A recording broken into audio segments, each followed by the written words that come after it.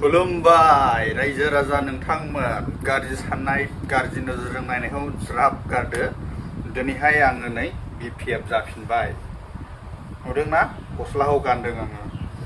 दा नोंथांमोना जेखि कमेन्ट हरना मोजां खालाम, कमेन्टखौहाय मोजां हर, जेबो गाज्रि दासान। जेब्लानाखि आङो बिपिएफआव दंमोन बे गस्लाखौहाय आङो दै बारनानै दै खंनै बारनानैहाय बेखौ लायदोंमोन दे। बे गस्लाखौ लायदोंमोन आङो ओरैहाय आइलेण्डखौ बारनानै बे गस्लाखौ लायदोंमोन आङो चिरांदुवार एबा माबायावहाय आइफवालि बेंटल। बे गस्लाखौ बेंटलावसो मोन्दों आङो। अब्लाबो नोंथांमोनखौ बयखौबो अननाय जासिहरनाय थायो। गासैबो गोरोन्थिफोरखौ सुद्रायलायनानै गावजों गाव अनज्लायफिनलायदो लोगोफोर। भटआथ' जोंनि समाव ओरैबायदि मोजां जानानै थांखाबाय, जेबो दावराव दावसि जायासै। नाथाय रिजाल्टखौल' नेनानै थाबाय जोङो सुक्रबाराव नामा, दिनै बुधबार, बिस्थिबार, सुक्रबाराव 26आव रिजाल्टखौ मोननो थांगासिनो दङ। नोंथांमोनाबो जेखि पार्टियाव थाया मानो, जेखि पार्टि देरहाया मानो, नोंथांमोना जेखौ मोजां मोनो बेजों सापर्ट खालामनानै बमाफोर गावफ्रुलाबायदो आरोखि। जे पार्टिखौ सापर्ट खालामदोंमोन बिथांमोना देरहाबा नोंथांमोनाबो बमा गावदो, जों देरहाबा जोंबो बमा गावगोन। नोंथांमोना दासा आंखौहाय बिपिएफनि गस्ला मानो गानखो होननानैहाय। नाथाय बेफोरबायदि राजनितिकआ गोबाव सम गाज्रि नोजोरजों नायलायबाय थानो नाङा।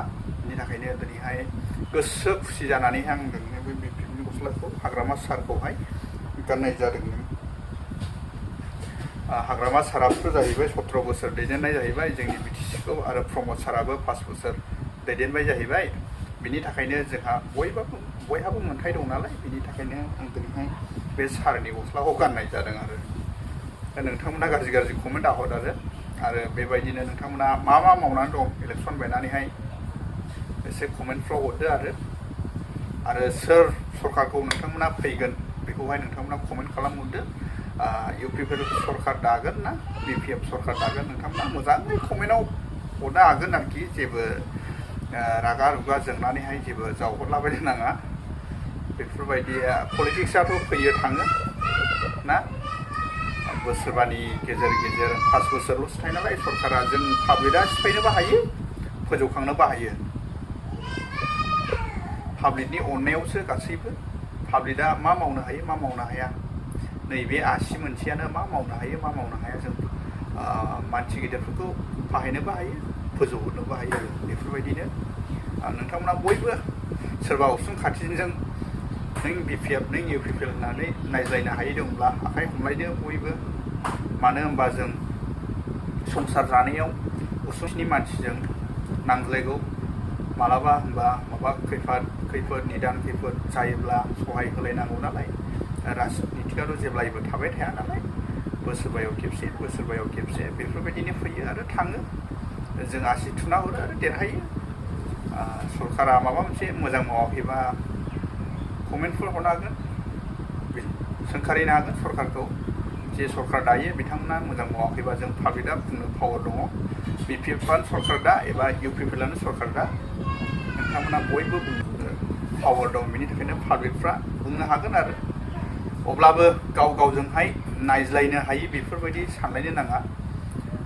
सोरबाफोर आंनि भिडिअखौ नुसनबायदोंब्ला नोंथांमोनखौ बयखौबो गुरैयै खावलायहरनाय थाबाय। आरो आंखौबो माबा मोनसे गाज्रि मोननानै दंब्ला नोंथांमोननि सिगाङावहाय निमाहा बिनाय थाबाय। आरो दिनै आं हाग्रामा सारखौहाय गस्लाखौ गाननानै भिडिअ खालामनाय जाबाय।